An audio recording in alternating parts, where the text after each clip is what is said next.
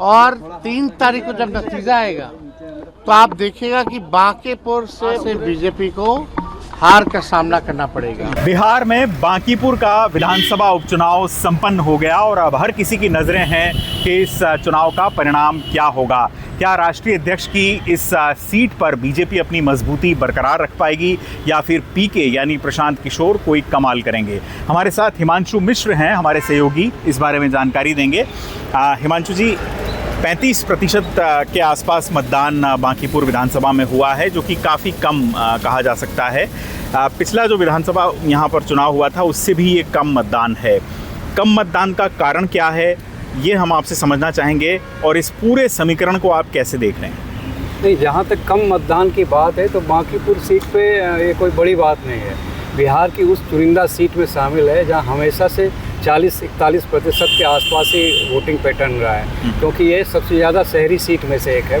Patna, proper Patna की ये seat है, तो उदासीन रहे हैं मतदाता यहाँ शुरू से, तो इसीलिए इसको मत आके इससे कि 5-6% उपचुनाव में वैसे भी वोट परसेंटेज कम हो जाता है। और दूसरी बात है वोट परसेंटेज कम होने का कि इससे सरकार बदलती फिरती में बहुत महत्वपूर्ण नहीं था। महत्वपूर्ण इसलिए कि चर्चा में इसलिए है कि ये सीट भाजपा के राष्ट्रीय अध्यक्ष नितिन नवीन के इस्तीफे से खाली हुई सीट है और नीतीश कुमार के मुख्यमंत्री पद से हटने के बाद मुझे लगता है कि 2 दशक में ये पहला चुनाव है जब एनडीए नीतीश के चेहरे के बिना, नीतीश के मुख्यमंत्री पद पर रहते बिना मैदान में है, इसलिए ये रोचक हो गया है। अब इसमें मुकाबला जो था वो ट्रायंगुलर था। अब चुनाव के बाद आपको ये क्या ऐसा लग रहा है कि मुख्य रूप से 2 ही उम्मीदवारों के बीच में प्रमुख मुकाबला माना जा रहा है और आरजेडी इसमें थोड़ा सा पीछे नज़र आ रही है? जी, पिछले चुनाव में आरजेडी यहाँ दूसरे स्थान पर रेखा वर्मा थी, लेकिन ये जो सूचनाएं क्षण के आ रही है, ये जो असेसमेंट पार्टियों का है कि ये तीसरी पार्टी आरजेडी तीसरी पार्टी रहेगी, लेकिन वो कहीं सीन में नहीं। मुकाबला नीरज सिन्हा भाजपा के और चुनावी रणनीतिकार और जो जन स्वराज के संस्थापक हैं, सीधी टक्कर प्रशांत किशोर और नीरज सिन्हा के बीच है। यानी आपको लगता है कि पीके इस चुनाव में कोई बड़ा उलटफेर कर सकते हैं? हालांकि इस चुनाव के परिणाम से सरकार पर या बाकी किसी स्थिति पर कोई फ़र्क नहीं पड़ेगा, लेकिन जो मैसेज है वो काफ़ी महत्वपूर्ण होगा। देखिए, सरकार पर तो वाकई फ़र्क नहीं पड़ेगा, लेकिन मैसेज बहुत बड़ा होगा। अगर भाजपा हारती है तो ये मैसेज आएगा जैन जी ने स्वाद चखा दिया भाजपा को। और ये ऐसे समय में ये चुनाव हो रहा है जब ये देखें आप दिल्ली में ही हैं, जंतर मंतर पर इतना बड़ा जैन जी आंदोलन हुआ है, चंदा चढ़ावा चोरी वाला मसला इसी तरह हाईलाइटेड था। तीसरी चीज़ है कि बीजेपी भी मतलब एक बार कैंडिडेट दिया, उसको बदल देना पड़ा, बीजेपी भी असमंजस की स्थिति में थी। ऐसे में अगर प्रशांत किशोर चुनाव जीतते हैं तो ये विपक्ष के लिए तो बड़ा झटका है, भाजपा के लिए अलार्मिंग सिचुएशन होगा ये। और जो भाजपा मंडली में मैं आज बैठ के आया हूँ उसमें वहाँ हलचल है, उसको लगता है कि मतलब उसके रणनीतिकार, उनके बड़े नेता मान रहे हैं कि ज़बरदस्त फाइट हुई है, कोई भी चुनाव जीत सकता है, जो भी जीतेगा बहुत कम अंतर से जीतेगा। तो अब अगर बहुत कम अंतर से भी जीत होती है भाजपा की तो नैतिक हार इसको माना जाएगा, क्योंकि पिछली बार ये जो नितिन नवीन लगे थे 50,000 का मार्जिन रहा था जी। तो और इससे पहले तो मतलब एक बार तो 85% वोट नितिन नवीन सीट से लेते थे और अपर कास्ट होल्डेड सीटें। समस्या ये है कि इस बार जैन जी वाला जो है वो चला है और भरत तिवारी एनकाउंटर वाला, तो अपर कास्ट नाराज़ था। दूसरी बात, सबका कोर वोट बैंक छिन गया, मतलब उसमें सेंध लगाई है प्रशांत किशोर ने। अपर कास्ट के या जो इसके जो यादव मुस्लिम हैं, सबके यंग जो वोटर हैं वो कहीं ना कहीं प्रशांत किशोर से प्रभावित दिख रहे हैं इस चुनाव में।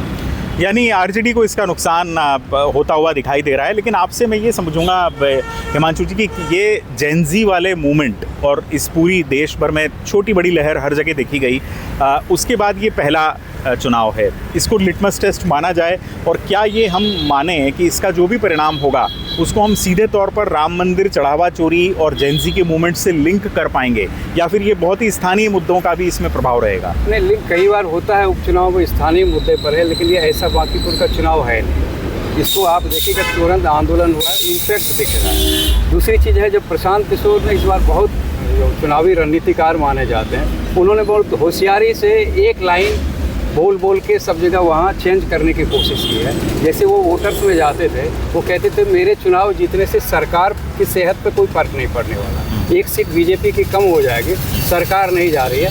लेकिन मैसेज देना ज़रूरी है। मैसेज ये देना ज़रूरी है कि शिक्षा व्यवस्था बेहाल है, बेरोजगारी के मामले में बिहार बदतर स्थिति में है, पलायन यहाँ का मतलब ये सबसे बड़ी समस्या हो चुकी है। तो प्रशांत किशोर ये कि कम से कम इस बार भविष्य को देखते हुए संकेत देने के लिए वोट दीजिए।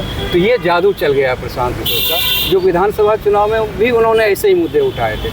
उनके मुद्दों से किसी की असहमति नहीं थी, लेकिन लोग उस समय प्रशांत किशोर पे लोगों ने विश्वास नहीं किया कि नए चेहरे हैं। और जब ये आया कि अगर प्रशांत किशोर में वोट जाएगा जो बीजेपी कोर वोट बैंक में, तो वो तेजस्वी यादव आ सकते हैं। इसके चक्कर में आपने देखा होगा कि सारे वोट जो है मिला जुला कर इतनी बड़ी जीत दर्ज कर ली। लेकिन इस चुनाव में उल्टा हो रहा है, भाजपा को अग्नि परीक्षा देनी पड़ रही है। प्रशांत किशोर के दोनों हाथ में लड्डू है, वो सेकंड पोजीशन पे रहते हैं तो उनकी राजनीति चल जाएगी। अगर हरा देते हैं तो बिहार की राजनीति के लिए बहुत बड़ा संकेत है, बहुत बड़ा संकेत। मैं आपसे इसीलिए आपका पॉलिटिकल असेसमेंट एक और बात पर लूँगा अब आखिरी सवाल के ज़रिए, कि मान लीजिए कि प्रशांत किशोर ने इन चुनावों में वैसा ही प्रदर्शन किया जिसकी हम बात कर रहे हैं और वो जीत पाते हैं, तो क्या हम ये माने कि जनसुराज जो कि अब तक पिटती रही है वो बिहार में एक शक्ति के रूप में आगे आ सकती है? बिल्कुल, क्योंकि इसलिए आएगी कि खुद प्रशांत किशोर विधानसभा में हों। दूसरा देखिए कि जब नीतीश कुमार के मुख्यमंत्री नहीं है, सम्राट चौधरी आए हैं, कई तरह के सवाल उनकी नेतृत्व क्षमता को लेकर के उठा रहे हैं। जदयू के जो कोर कार्यकर्ता हैं उनके नीतीश के जाने से गहरी नाराज़गी है। तो कई चीज़ें हैं ऐसी कि बिहार में ज़मीनी स्तर पर अगर आप जाएंगे तो असंतोष है। तो उसमें अगर प्रशांत किशोर चुन करके विधानसभा जाते हैं तो जाहिर तौर पर ये ऐसे ही मुद्दे उठाएंगे विधानसभा, हमेशा लाइमलाइट में रहेंगे। तो बीजेपी को भी बहुत सतर्क रहना होगा और तेजस्वी यादव को समीक्षा करनी होगी कि अब हम कौन सी राजनीति करें। चलिए, बहुत शुक्रिया इस पूरी जानकारी के लिए। बात बिल्कुल साफ है कि बिहार में जो पॉलिटिकल स्पेस है वो अगर ऑक्यूपाई करने की शुरुआत यहाँ से आगे प्रशांत किशोर कर देते हैं तो ये बीजेपी के लिए और मुख्यधारा वाली बाकी बिहार की पार्टियों के लिए एक बड़ा सरदर्द होगा। अमर उजाला पर ऐसे ही दिलचस्प वीडियोस देखने के लिए, पॉलिटिकल एनालिसिस देखने के लिए आप बने रहें। इस वीडियो में फ़िलहाल इतना ही। इस वीडियो को लाइक करें, हमारे चैनल को सब्सक्राइब करें। अभी के लिए मुझे दीजिए इजाज़त। नमस्कार। अगर आप ये वीडियो YouTube पर देख रहे हैं तो हमारे चैनल को सब्सक्राइब कर बेल आइकन दबाएं और Facebook पर देख रहे हैं तो हमारे पेज को लाइक करें।